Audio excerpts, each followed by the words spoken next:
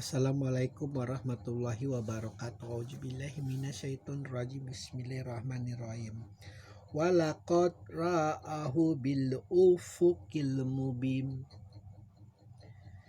Sungguh dia Muhammad benar-benar telah melihatnya Jibril di ufuk yang terang.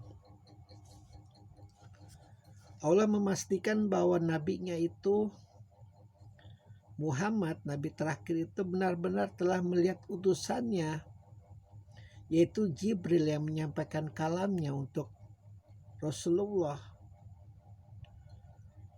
Setidaknya kalau mengikuti tafsir kebanyakan ulama adalah 2 kali Rasulullah benar-benar melihat rupa Jibril adalah ketika di Gua Hiro dan ketika Isra Miraj. Namun kalau dilihat ditilik dari banyak mazhab-mazhab yang berkembang, baik Sunni, Syiah, baik Sunni dalam 4 mazhabnya, baik Syiah di 12 mazhabnya, masing-masing meyakini walaupun pada dasarnya Rasulullah melihat dalam bentuk yang nyata, yaitu ketika di Gua Hiro dan di Isra Miraj, namun Jibril senantiasa menampakkannya dalam bentuk yang berbeda-beda ketika menyampaikan surat-surat kepada Rasulullah. Mungkin dalam bentuk hanya seperti kalau di dalam banyak cerita ialah ketika Rasulullah seperti mendengar gemberincing lonceng. Ataupun kalau di dalam Syiah luar biasa lebih ini lagi,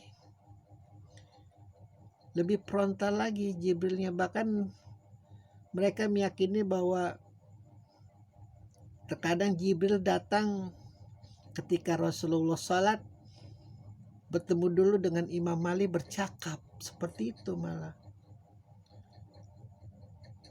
Ini banyak yang tidak diketahui oleh kalangan umat Islam yang kebanyakan. Entah kalau di kalangan Sunni lebih mengkultuskan Jibrilnya sampai seperti yang tidak tersentuh, invisible. Jarang sekali melihat umat Sunni itu mengkotak-katik tentang penampakan Jibril. Yaitu paling mereka mempercayai 2 kali itu. Rasulullah ketika di Gua Hiro dalam ufuk yang sangat nyata, terang-terang. Karena kan baru pertama kali bertemu, ya harus benar-benar jelas, tidak setengah-setengah. Lalu kemudian ketika Rasulullah diperintahkan oleh Allah untuk mengubah arah kiblatnya dari Masjidil Aqsa ke Ka'bah karena terlalu liarnya itu bola liar, hinaan, cacian umat Yahudi kepada umat Islam. Ini Nabi apa-apaan sih? Nabi kok masih ngikutin kita gitu, maksudnya tanah suci kita di Yerusalem ngapain dijadiin kiblat, bikin kiblat sendiri, istilah kasarnya seperti itu.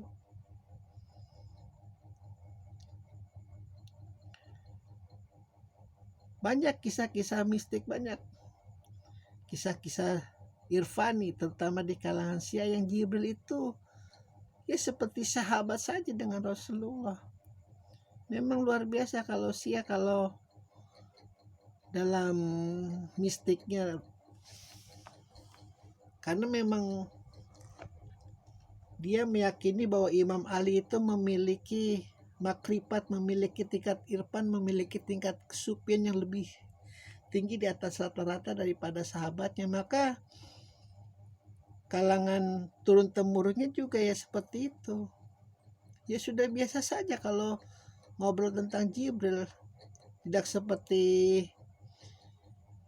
apa sih istilahnya, saking sucinya itu tidak tersentuh. Padahal kalau bukannya ini ya, bukannya apa sih istilah kasarnya, bukannya lebih memihak, namun secara logika pun kalau Jibril adalah sosok yang utama di dalam Islam namun tidak tersentuh, ya Bagaimana umatnya mau akrab, bagaimana umatnya mau cerdas, mau pintar.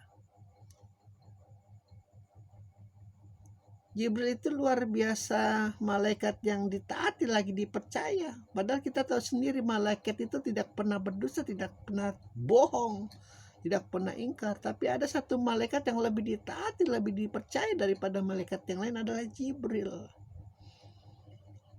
Malaikat yang sebaik itu, yang sekeren itu, yang seluar biasa itu, hampir seumur hidup tuh kayak luar biasa, seperti barang haram untuk dikotak-katik, seperti barang haram untuk lebih dikenali. Udah cukup tahu saja penyampai wahyu, nggak boleh tahu yang lain.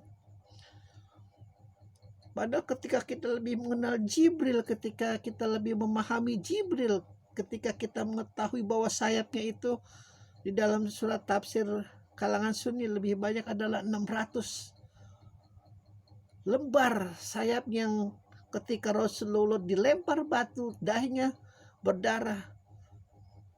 Saking geramnya Jibril, ini satu sayapku aku gerakan, pecah tuh gunung tuh. Oh jangan, seperti itu.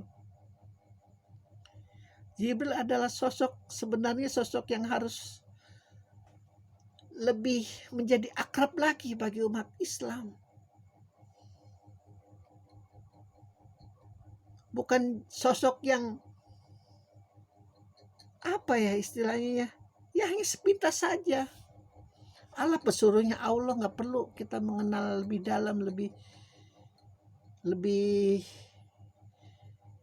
akrab lagi, nggak perlu lah. Padahal Jibril itu kalau kita gali lagi, itu bisa membangkitkan semangat daya juang, terutama bagi kaum muda, agar dapat lebih membentengi iman mereka. Apalagi itu membentengi sifat-sifat buruk manusia, karena Jibril itu kan dapat dipercaya dan ditaati gitu loh. Seenggaknya mereka jadi malu kalau berbuat curang, malu kalau berbuat dusta, malu kalau berbuat ingkar, lebih malu lagi kalau menghalalkan segala cara. Sehingga bendera-bendera Lanatullah itu tidak lebih mudah untuk tersebar.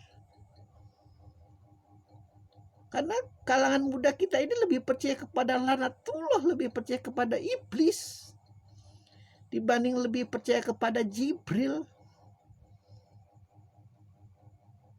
Sekte setan, mazhab setan, sekte iblis lebih banyak berkembang daripada sekte Jibril. Padahal Jibril bersaksi di hadapan Rasulullah, kau tak perlu takut, kau tak perlu gentar, dan kau tidak perlu khawatir Al-Quran akan dikutak-katik 1 titik 1 koma 1 ayat pun. Aku yang akan jaga sampai kiamat, atas izin Allah tentunya. Tidak mungkin Al-Quran kehilangan daya tariknya, kehilangan kebesarannya, kehilangan kemuliaannya.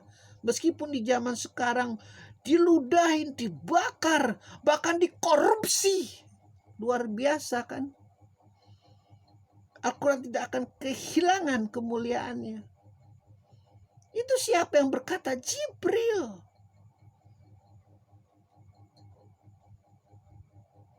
Jibril sepertiga jauh sekali, barang suci yang tidak boleh disentuh. Padahal kalau tidak ada Jibril, tidak ada Al-Quran. Kasarnya begitu. Banyak pemuda-pemuda kehilangan arah gara-gara tidak paham siapa Jibril, siapa malaikat yang luar biasa itu.